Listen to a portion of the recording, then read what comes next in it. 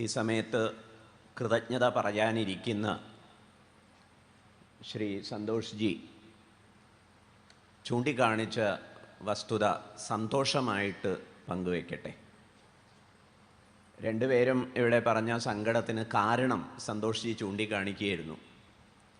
അത് ഈ പ്രഭാഷണ പരമ്പര ഓൺലൈനായിട്ട് ലഭ്യമാക്കിയിട്ടുണ്ട്. അതുകൊണ്ട് എല്ലാവരും വീട്ടിലിരുന്ന് സൗകര്യമായിട്ട് കാണുമായിരിക്കും. അതൊരു സന്തോഷമായിട്ട് പരിഗണിക്കാം. പക്ഷേ ഇത്തരം പരിപാടികൾ സംഘടിപ്പിക്കുന്ന സമയത്ത് അതിനുവേണ്ടി സംഘാടകരൊരുക്കിയിട്ടുള്ള വിപുലമായ സംവിധാനം അത് പ്രയോജനപ്പെടുത്തുന്നില്ല എന്ന് വരുന്നത് വീട്ടിലിരുന്നായാലും കേൾക്കാം എന്ന നിലയിൽ തീരുമാനമെടുക്കുന്നത് ഇവിടെ ചൂണ്ടിക്കാണിക്കപ്പെട്ടതുപോലെ ഹൈന്ദവ സമാജത്തിൻ്റെ സനാതനധർമ്മ വിശ്വാസികളുടെ ആ ഒരു സമാജത്തെ സംബന്ധിച്ചിടത്തോളം അനാരോഗ്യകരമായ അവസ്ഥയാവും. സനാതനധർമ്മ വിശ്വാസികളുടെ ആരോഗ്യം അത് ഭംഗിയായി പോഷിപ്പിക്കപ്പെടേണ്ടതുണ്ട്, പ്രകടമാക്കേണ്ടതായിട്ടും ഉണ്ട്. സംപൂജ്യ സത്സ്വരൂപാനന്ദജി മഹാരാജ് സൂചിപ്പിക്കുകയുണ്ടായി, ലോകം മുഴുവൻ ആവശ്യപ്പെടുന്ന ഒരു ഉത്തരവാദിത്വമാണത്. മറ്റ് മതചിന്തകളുടെ പരിമിതിയെക്കുറിച്ച് അദ്ദേഹം ധ്വനിപ്പിച്ചു. മറ്റ് മതചിന്തകൾ സങ്കുചിതത്വം കൊണ്ട് ലോകമാനവരാശിയുടെ സുസ്ഥിതിക്ക് ചോദ്യമായി ഭവിക്കുന്ന ഒരു ദുരവസ്ഥയുണ്ട്. തത്വശാസ്ത്രപരമായ ബോധ്യങ്ങളുടെ ചില പരിമിതികൾ, ഈ മതം മാത്രം ശരി, ഈ പാത മാത്രം ശരി, ഇത് അവലംബിക്കണം എല്ലാവരും, അതില്ലെന്ന് വന്നാൽ നിങ്ങൾക്ക് നിത്യനരകമാകും ഫലം എന്ന ഒരു സങ്കുചിത വീക്ഷണത്തിന് പരമത ആദരവ് പുലർത്തിക്കൊണ്ട് തന്നെ മറ്റ് മതങ്ങളുടെ സ്രഷ്ടാക്കളായിട്ടുള്ള പ്രവാചകന്മാരെയൊക്കെ ആദരിച്ചുകൊണ്ട് തന്നെ പറയട്ടെ, ഈ മതം മാത്രം ശരി, ഈ വഴി മാത്രം ശരി എന്ന ഒരു തത്വചിന്ത ആഗോളീകരണത്തിൻ്റെ ഈ കാലത്ത് വിശ്വം ഭവതി ഏകനീടം എന്നത് വൈദികമായ ഒരു സങ്കല്പമാണെങ്കിൽ ഇന്നത് ശാസ്ത്ര സാങ്കേതിക രംഗത്തിൻ്റെ സൗകര്യങ്ങളെ കൊണ്ട് സഫലമായിക്കൊണ്ടിരിക്കുകയാണ്. ഇങ്ങനെ ഒരു കാലത്ത് ഇതുമാത്രം ശരി എന്ന സങ്കുചിതവാദം മാനവരാശിയുടെ നിലനിൽപ്പിന് അപകടകരമാവും. എല്ലാ മതങ്ങളും ശരി, യേ യഥാ മാം പ്രപദ്യന്തെ താംസ്തഥൈവ ഭജാമ്യഹം എന്ന പാർത്ഥസാരഥിയുടെ നിരീക്ഷണം, അതിനുവേണ്ടി ഇന്ന് ലോക ജനത കാതോർക്കുന്ന അവസ്ഥയുണ്ട്. നിങ്ങളുടേതായ സമ്പ്രദായം നിങ്ങൾ അനുസരിക്കിൻ, മറ്റുള്ളവരുടെ സമ്പ്രദായം മറ്റുള്ളവരനുസരിക്കട്ടെ, ഞങ്ങളിതാ ഞങ്ങളുടെ സമ്പ്രദായം അനുസരിക്കുന്നു. വഴി ഏതായാലും ശരി, ലക്ഷ്യമുദാത്തമാണ് എന്ന് വരികയാണെങ്കിൽ നമുക്ക് പരസ്പരം ആദരവോടെ അംഗീകരിച്ചുകൊണ്ട് മുന്നോട്ട് പോകാവുന്നതേ ഉള്ളൂ. തീർച്ചയായിട്ടും മാനവരാശിക്ക് വൈവിധ്യമുണ്ട്. അതുകൊണ്ട് തന്നെ സമ്പ്രദായങ്ങളിലും വൈവിധ്യം കൂടിയേ തീരും. ശ്രീരാമകൃഷ്ണ പരമഹംസർ വളരെ ലളിതമായ ദൃഷ്ടാന്തം മുന്നിൽ വെച്ചുകൊണ്ട് പറയുന്നു, വീട്ടിൽ ഓരോരുത്തർക്കും ഓരോ അഭിരുചികളാണ്. എപ്രകാരമാണോ വീട്ടിൽ പാചകം ചെയ്യാൻ മിക്കവാറും മുഖ്യ നേതൃത്വം വഹിക്കുക അമ്മയാണല്ലോ. അമ്മ ഓരോരുത്തർക്കും വേണ്ട പ്രകാരം ഭക്ഷണം തയ്യാറാക്കുന്നത്, ഇതുപോലെയാണ് ഈശ്വര സാക്ഷാത്കാരം അഥവാ മോക്ഷം അതെന്തോ ആവട്ടെ, ഉദാത്തമായ ലക്ഷ്യങ്ങൾ പ്രാപിക്കുന്നതിന് മാനവരാശിയെ സഹായിക്കാൻ വിവിധ സമ്പ്രദായങ്ങളുമായിട്ട് പ്രവാചകന്മാരൊക്കെ അവതാര പുരുഷന്മാരൊക്കെ ഇവിടെ സംഭവിച്ചത്. അതുകൊണ്ട് ഇത് മാത്രം ശരി എന്ന സങ്കുചിതവാദം നിരാകരിക്കപ്പെടണം. ഇല്ലെങ്കിൽ അത് ലോക മാനവരാശിയുടെ സൗഖ്യത്തിനും ശ്രേയസ്കരമായ വികാസത്തിനും തടസ്സമായി മാറും.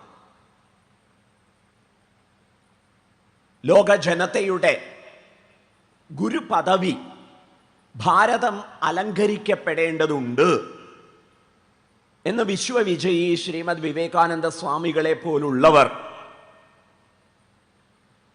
ദീർഘവീക്ഷണം ചെയ്തത് ഈ വക വസ്തുതകളെ മുൻനിർത്തിയാണ്. അതുകൊണ്ട് കാലാനുസൃതമായി ഏത് വഴിയായാലും ശരി, ലക്ഷ്യമുദാത്തമാണെങ്കിൽ ഞങ്ങൾ ആദരിക്കും, അനുവദിക്കും. ഞങ്ങൾക്ക് ഞങ്ങളുടേതായ വഴി, നിങ്ങൾ നിങ്ങളുടെ വഴിയെ ആഴത്തിൽ അറിഞ്ഞ് ആചരിച്ചു മുന്നേറുന്നെങ്കിൽ അത് ഞങ്ങൾക്കേറെ സന്തോഷം. ഈ നിലയിലുള്ള ഒരു കൂട്ടായ്മ അത് ലോക മാനവരാശിക്ക് ആവശ്യമുണ്ട്. ആ കൂട്ടായ്മയുടെ പ്രതിനിധികൾ എന്ന നിലയിൽ ഏവർക്കും അറിയാവുന്ന വസ്തുതയാണ്, വിവേകാനന്ദ സ്വാമികൾ ഷിക്കാഗോവിൽ ചെന്ന് അവിടുത്തെ മത പാർലമെന്റിനെ അഭിസംബോധന ചെയ്തുകൊണ്ട് പറഞ്ഞ വാക്യങ്ങളും അവയുടെ പ്രത്യേകതകൾ ശ്രദ്ധയിൽ പെട്ടിട്ടില്ലെങ്കിൽ തീർച്ചയായിട്ടും അന്വേഷിച്ച് വായിച്ചറിയണം. ശ്രീമദ് വിവേകാനന്ദ സ്വാമികൾ അവിടെ പ്രഭാഷണ അവസരം കിട്ടിയപ്പോൾ അത് കൃതജ്ഞതാ പ്രകടനത്തിനുള്ള അവസരമായിട്ടാണ് ഉപയോഗിച്ചത്. ഇവിടെ സന്നിഹിതരായ നിങ്ങൾക്ക് എല്ലാവർക്കും എന്നെ ഇതിന് ക്ഷണിച്ചതിന് പേരിൽ ഞാൻ നന്ദി പറയുന്നു.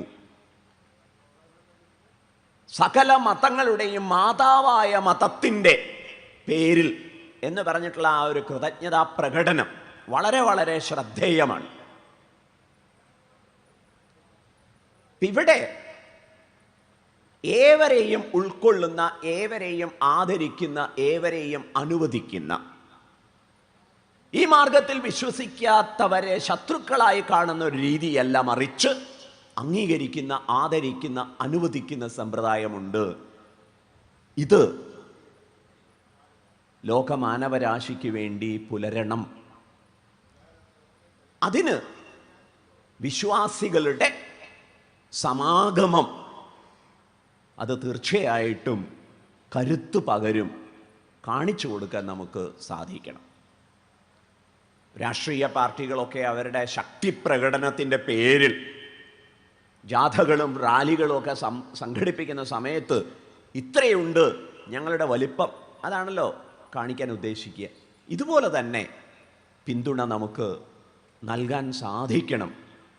അതുകൊണ്ട് ശ്രീമദ് സത്സ്വരൂപാനന്ദ സ്വാമിജി ഇവിടെ ആവശ്യപ്പെട്ടതുപോലെ വരും ദിവസങ്ങളിൽ കൂടുതൽ പങ്കാളിത്തം ഉണ്ടാവട്ടെ. വരും വർഷങ്ങളിൽ ഈ ഹൈന്ദവ സമാഗമം അത്യുജ്വലമാവണം എന്ന് നിങ്ങളോട് ഓരോരുത്തരോടും അതിനുവേണ്ടി പ്രവർത്തിക്കാൻ ആഹ്വാനം ചെയ്തുകൊണ്ടൊരു സങ്കല്പം മുന്നിൽ വയ്ക്കട്ടെ. ഇവിടെ നിർവഹിക്കേണ്ടതായ ദൗത്യം ഈ ധർമാചാര്യ സഭ, ഈ സഭ ചർച്ച ചെയ്യുന്ന വിഷയം ആചാരപ്രഭവോ ധർമ്മ എന്നതാണ്.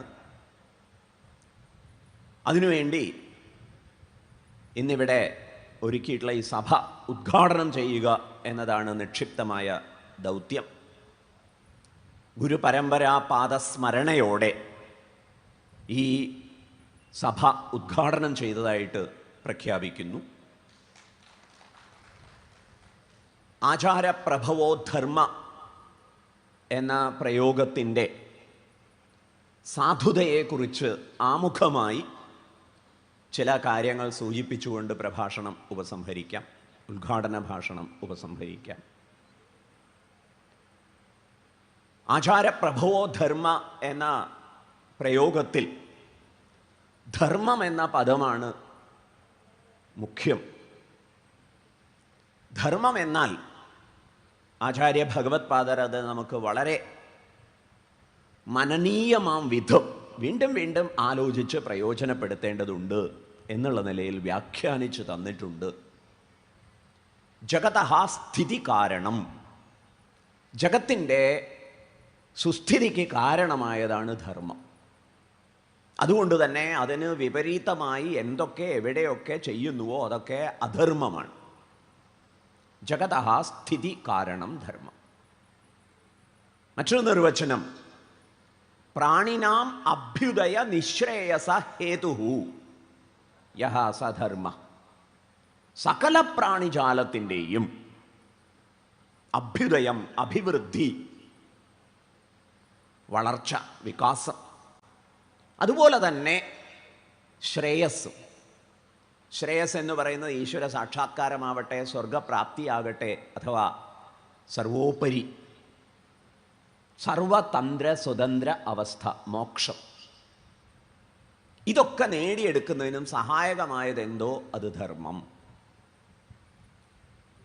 ധർമ്മം അവശ്യം ഏവരാലും അനുഷ്ഠിക്കപ്പെടേണ്ടതാകുന്നു. സകല വർണ്ണാശ്രമികളാലും ധർമ്മം അനുസരിക്കപ്പെടേണ്ടതാണ് എന്ന് ആചാര്യസ്വാമികൾ ശ്രീമദ് ഭഗവത്ഗീതയുടെ ഭാഷ്യത്തിൻ്റെ ആമുഖഭാഗത്ത് വ്യക്തമായി ചൂണ്ടിക്കാണിച്ചു തരുന്നു. ധർമ്മത്തിന് ഗ്ലാനി സംഭവിക്കാം. ധർമ്മം സനാതനമാണെങ്കിലും, സനാതനം എന്ന് പറഞ്ഞാൽ ഒരിക്കലും നശിക്കാത്തത്, ധർമ്മം സനാതനമാണെങ്കിലും അതിന് ഗ്ലാനി സംഭവിച്ചേക്കാം. ഈ വസ്തുത ഭഗവത്ഗീതയിൽ പ്രസ്താവിച്ചിട്ടുണ്ട്. അർജുനന് ഉപദേശം നൽകുന്ന ഭഗവാൻ 4-ാം അധ്യായത്തിൽ ഭഗവത്ഗീത തുടക്കത്തിൽ പറയുന്നു, സകാലേനേഹ മഹതാ യോഗഃ നഷ്ടഃ പരന്തപ. മുഴുവൻ പ്രപഞ്ചത്തിൻ്റെയും സുസ്ഥിതിക്കും വളർച്ചയ്ക്കും പോഷണത്തിനും കാരണമായ, സകല പ്രാണിജാലങ്ങളുടെയും സർവതോന്മുഖമായ വളർച്ചയ്ക്കും വികാസത്തിനും പരമമായ ലക്ഷ്യ സാക്ഷാത്കാരത്തിനും ഉപകാരം ചെയ്യുന്ന ധർമ്മം, അതിന് ഗ്ലാനി സംഭവിച്ചുപോയി അർജുന. എന്താണ് ഗ്ലാനി സംഭവിക്കാൻ കാരണം? കാലപ്രവാഹത്തിൽ സംഭവിക്കുന്നതാണ്. ഗോമുഖത്തിൽ നിന്ന് ആരംഭിച്ച് ഭാഗീരഥി നദി ഒഴുകി വരുന്ന സമയത്ത് അവിടെ വളരെ ശുദ്ധമാണ്. പക്ഷേ ഒഴുകി വരുമ്പോഴേക്കും അതിൽ പല മാലിന്യങ്ങളുമൊക്കെ കലർന്ന് അശുദ്ധമായി പോകുന്നില്ലേ? അതുകൊണ്ട് ഗംഗാനദിയെ ശുദ്ധമാക്കാനുള്ള, ഗംഗാനദിയെ ശുദ്ധയാക്കാനുള്ള പ്രവർത്തനങ്ങൾ ആവശ്യമായിട്ട് വരുന്നു. എന്താ കാരണം? മാലിന്യം കലരുന്നു. ഇതുപോലെ കാലത്തിൻ്റെ പ്രയാണത്തിൽ ധർമ്മത്തിന് ഗ്ലാനി ഉണ്ടാവും. കാലേനേഹ മഹതാ, മഹതാ കാലേന യോഗഃ നഷ്ടഃ. യോഗം നഷ്ടമാവുന്നു എന്ന് പറഞ്ഞാൽ, സനാതന ധർമ്മം നഷ്ടമാവുന്നു എന്ന് പറഞ്ഞാൽ, സനാതനം എന്ന വാക്കിന് വിപരീതമായി പോവില്ലേ പ്രയോഗം? ആചാര്യന്മാർ വ്യാഖ്യാനിച്ചു തരും, സനാതനം ഒരിക്കലും നശിക്കില്ല. പക്ഷേ ആചാര്യസ്വാമികൾ വ്യക്തമാക്കി തരുന്നു, അനുഷ്ഠാതൃണാം കാമോദ്ഭവാത്. അനുസരിച്ചു പോരുന്നവരിൽ കാമം വളരുന്ന സമയത്ത്, കാമം എന്ന് പറഞ്ഞാൽ സങ്കുചിതമായ താല്പര്യങ്ങൾ, സങ്കുചിതമായ താല്പര്യങ്ങൾ വളരുന്ന സമയത്ത്, പെരുകുന്ന സമയത്ത് ആചരിക്കാൻ, അനുഷ്ഠിക്കാൻ ആളുകളില്ലാതായി പോകുന്നു. അതാണ് ധർമ്മത്തിൻ്റെ ഗ്ലാനി എന്നതുകൊണ്ട് ഉദ്ദേശിച്ചാൽ, അല്ലാതെ ധർമ്മം ഭൂമുഖത്തിൽ നിന്ന് ഇല്ലാതായി പോവില്ല. അതെന്നും സനാതനമായി പരിലസിക്കും. പക്ഷെ അത് അനുസരിക്കാൻ ആളുകൾ വേണ്ടേ? ഗുരുദേവ് ചിന്മയാനന്ദ സ്വാമിജി പറയും, ideas do not have hands and legs. We have to provide. ആശയങ്ങൾക്ക് കൈകാലുകളില്ല, അത് നമ്മൾ വേണം നൽകാൻ എന്ന്. ആശയങ്ങളുണ്ട്, ഉദാത്തമായ ശ്രേഷ്ഠമായ ആശയങ്ങളുണ്ട്, ലോകോത്തരമായ ആശയങ്ങളുണ്ട്. മുഴുവൻ പ്രപഞ്ചത്തിൻ്റെയും സമാധാനത്തിനും സന്തോഷത്തിനും അനുഗുണമായ ആശയങ്ങളുണ്ട്. ലോകാ സമസ്ത സുഖിനോ ഭവന്തു എന്ന പ്രാർത്ഥനകളുണ്ട്. വിശ്വം ഭവതി ഏകനീടം എന്ന ഉദാത്ത സങ്കല്പങ്ങളുണ്ട്. പക്ഷേ ആരും അതിനനുസരിച്ച് ജീവിക്കാൻ ഉദ്യമിക്കുന്നില്ലെങ്കിൽ അതിന് അഭിവ്യക്തത, അതിന് പ്രകടനമില്ല. ഈ നിലയിലാണ് ധർമ്മത്തിന് ഗ്ലാനി വരിക. ഭഗവാൻ പറയുന്നു, അങ്ങനെ ഗ്ലാനി സംഭവിച്ചു പോയ ധർമ്മത്തിൻ്റെ പുനഃപ്രവചനമാണ് ഞാൻ നിന്നിലൂടെ നിർവഹിക്കുന്നത്, നിനക്ക് വേണ്ടി നിർവഹിക്കുന്നത്. സയേവായം മയാതേദ്യ യോഗ പ്രോക്ത പുരാതന. അതേ യോഗത്തെ ഞാനിതാ പുനഃപ്രവചനം നടത്തുന്നു. ധർമ്മം നമുക്ക് എല്ലാവർക്കും ആവശ്യമാണ്, എല്ലാവരും അനുസരിക്കേണ്ടതാണ്. ധർമ്മസംബന്ധിയായി ലളിതമായി ആലോചിക്കേണ്ട കാര്യം, എൻ്റെ വളർച്ചയ്ക്ക്, എൻ്റെ വികാസത്തിന്, എൻ്റെ സന്തോഷത്തിന്, എൻ്റെ ശാന്തിക്ക് ഉപകാരമാവുന്ന കാര്യമാണോ ഞാൻ ചെയ്യുന്നത്? നമ്പർ 1.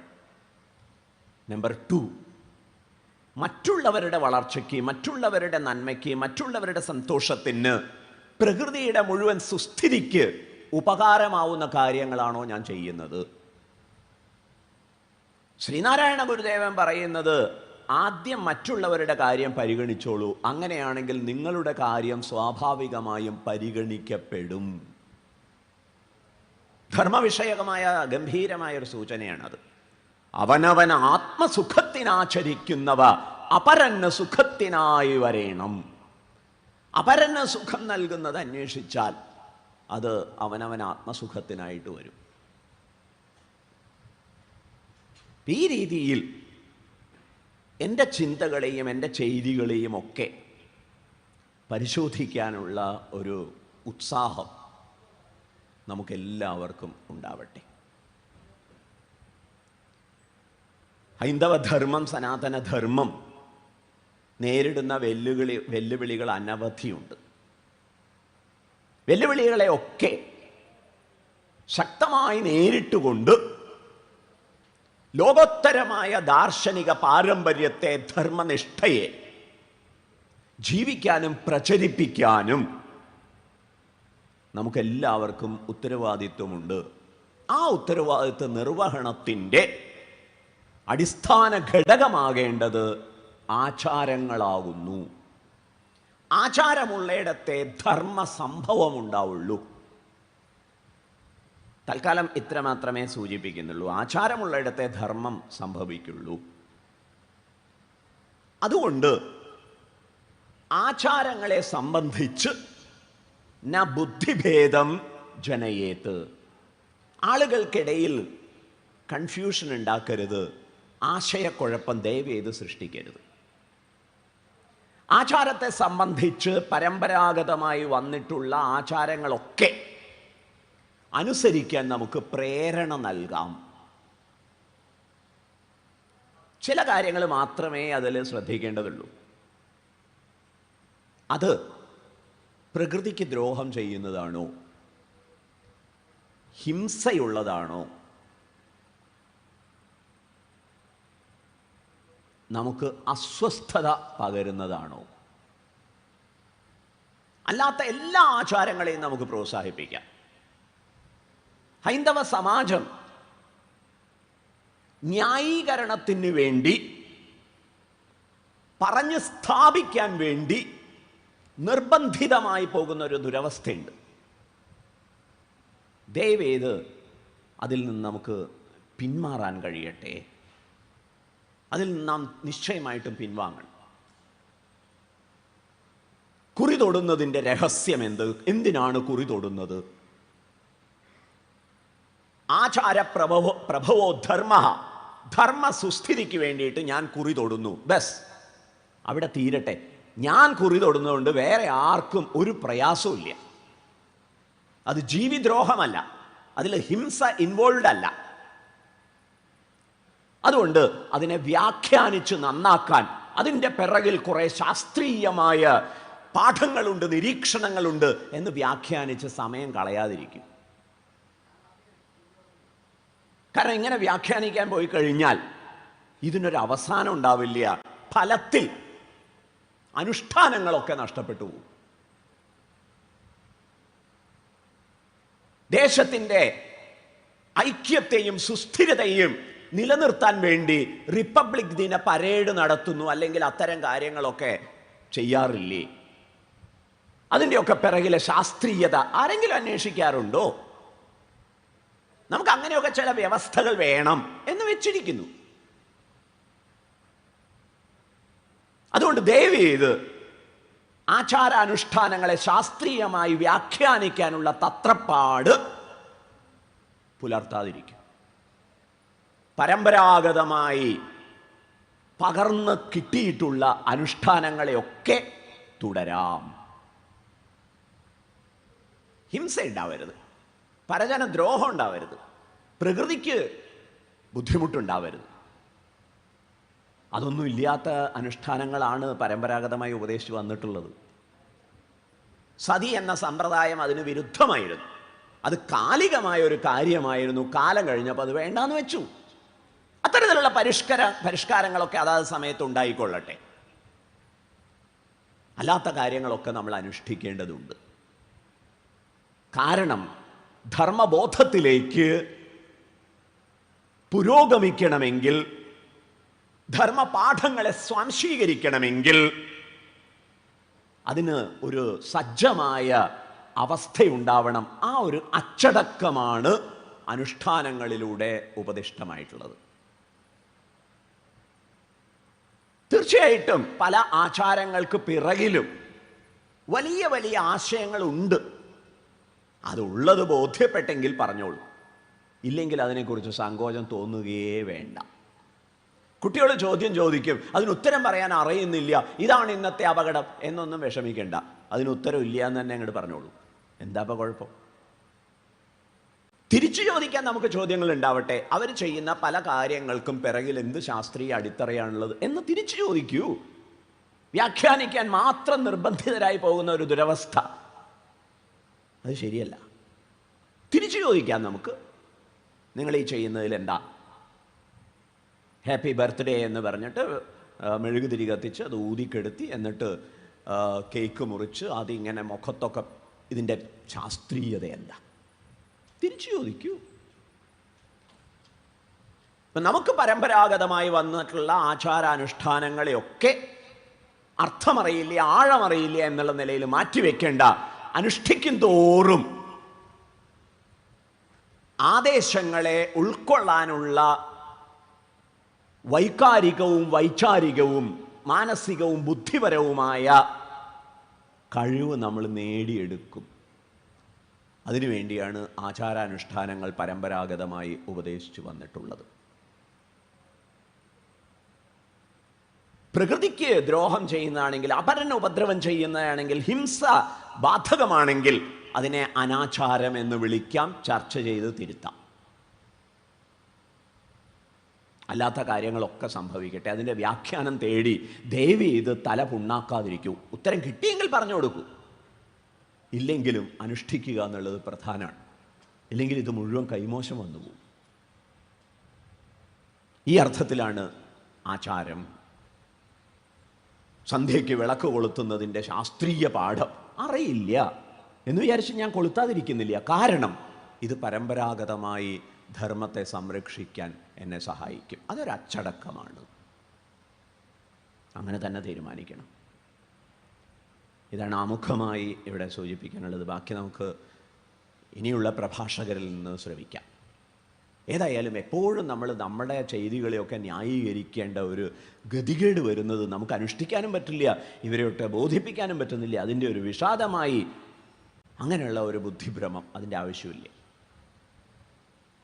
കാരണം ലോകാ സമസ്ത സുഖിനോ ഭവന്തു എന്ന് പ്രാർത്ഥിച്ചിട്ടുള്ള വിശ്വം ഭവതി ഏകനീടം വസുധൈവ കുടുംബകം എന്നൊക്കെ സാക്ഷാത്കരിച്ചിട്ടുള്ള ഈശാവാസ്യമിതം സർവം യത്കിഞ്ച ജഗത്യാം ജഗത്ത് എന്ന് സ്വാനുഭൂതിയിൽ ബോധ്യപ്പെട്ടിട്ടുള്ള ആചാര്യന്മാരാണ് നമുക്ക് അനുഷ്ഠാനങ്ങളെ സംബന്ധിച്ച് മാർഗദർശനം നൽകിയിട്ടുള്ളത്.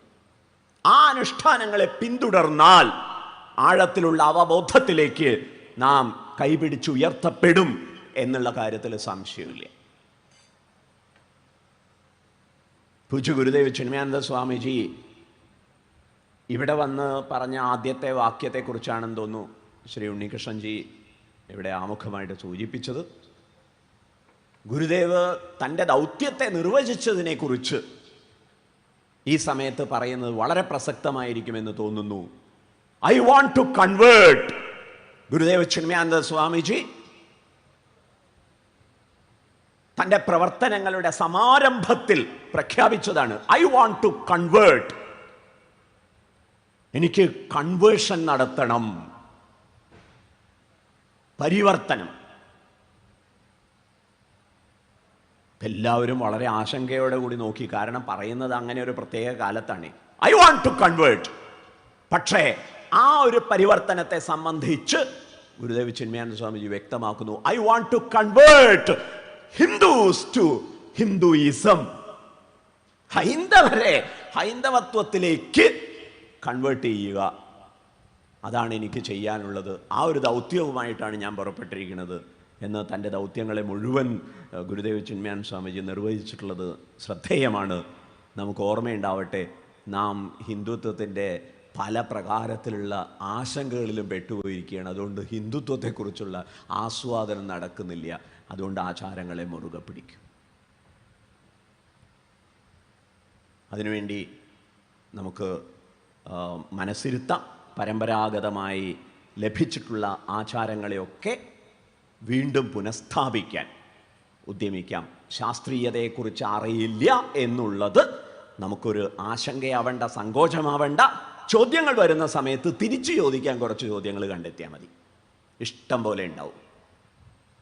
നമ്മളൊരു അനാചാര അന്ധവിശ്വാസികളാണ് എന്ന മട്ടിലൊക്കെയുള്ള ആക്ഷേപമില്ലേ, തിരിച്ചു ചോദിക്കാൻ ഇഷ്ടം പോലെ ഉണ്ട്, അത് കണ്ടെത്തും. ആ ചോദ്യങ്ങൾ ചോദിക്കുക, ചോദ്യത്തിന് പകരം ചോദ്യം ബസ്. കാരണം ചോദ്യം ചെയ്യുന്നവരുടെ ഉദ്ദേശം നിങ്ങളാകെ കൺഫ്യൂസ്ഡായി, നിങ്ങളാകെ ആശയക്കുഴപ്പത്തിലായി ചെയ്തു വരുന്നത് വെടിയണം എന്നതാണ്. കാരണം ചെയ്തു വരുന്നതിലൂടെയാണ് നിങ്ങളുടെ കരുത്ത്, നിങ്ങളുടെ ധർമ്മബോധം ഉറച്ചു കിട്ടുന്നത്. അത് തടയണമെന്നേ ഉദ്ദേശമുള്ളൂ. അതിലവർ വിജയിച്ചുകൊണ്ടിരിക്കുക.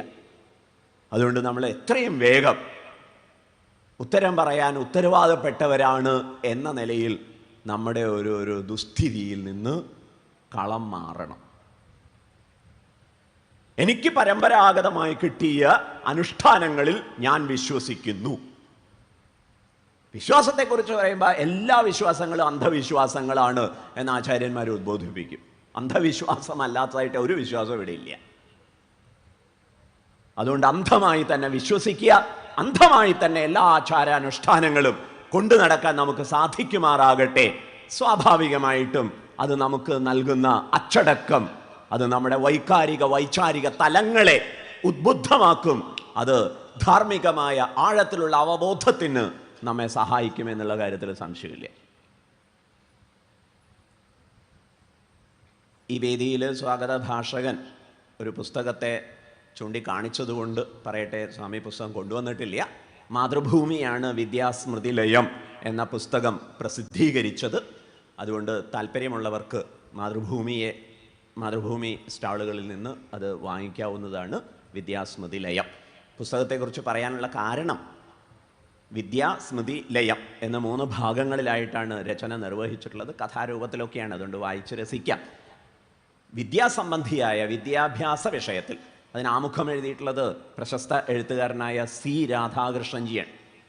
ഇപ്പോൾ ശ്രീ സി രാധാകൃഷ്ണൻജി പറയുന്നത് 3 തരത്തിലുള്ള ഭയങ്ങളെയാണ് സ്വാമി ഇവിടെ അഭിസംബോധന ചെയ്തിട്ടുള്ളത്, അഡ്രസ്സ് ചെയ്തിട്ടുള്ളതെന്നാണ്. ഒന്ന് വിദ്യാഭ്യാസ പേടി. ദൗർഭാഗ്യകരമെന്ന് പറയട്ടെ, കുട്ടികളുടെ 25 വർഷം പരീക്ഷാ പേടിയായിട്ട് നശിച്ചു പോവുകയാണ്. അത് കഴിഞ്ഞാൽ പിന്നെ കല്യാണ പേടി. കല്യാണം ഒരു പേടിയുടെ വിഷയമൊന്നും അല്ല, പക്ഷേ പലർക്കും ഉള്ളിൻ്റെ ഉള്ളിൽ പലതരത്തിലുള്ള പേടികളുണ്ട്. 3ാമത്തെ പേടി മരണപ്പേടിയാണ്. ഈ 3 പേടികളെയും അഭിസംബോധന ചെയ്തുകൊണ്ടുള്ള ചില ചിന്തകളാണ് പങ്കുവെച്ചിട്ടുള്ളത്. ഉപകാരമാവും. വിശേഷിച്ചും കല്യാണത്തിനൊക്കെ പോകുമ്പോൾ എന്താ സമ്മാനം കൊടുക്കുക, ഇത് കൊണ്ട് കൊടുത്തോളൂ, വായിക്കണമെന്ന് നിർബന്ധിച്ചാൽ മതി, ഗുണമുണ്ടാവും. കേട്ട കാര്യങ്ങളൊക്കെ വായിച്ച് അറിയാൻ ഉത്സാഹമുള്ളവർക്ക് സഹായകമായ രീതിയിൽ പരിഭാഷപ്പെടുത്തി എഴുതിയതാണ് പുസ്തകം. ഒന്നും സ്വാമിയുടേതല്ല, കേട്ടത് മാത്രം എഴുതി വെച്ചതാണ്, ഉപകാരപ്പെടും. ഇതുപോലെ തന്നെ മറ്റൊരു കാര്യവും കൂടി പ്രാസംഗികമായി സൂചിപ്പിച്ചു കൊള്ളട്ടെ.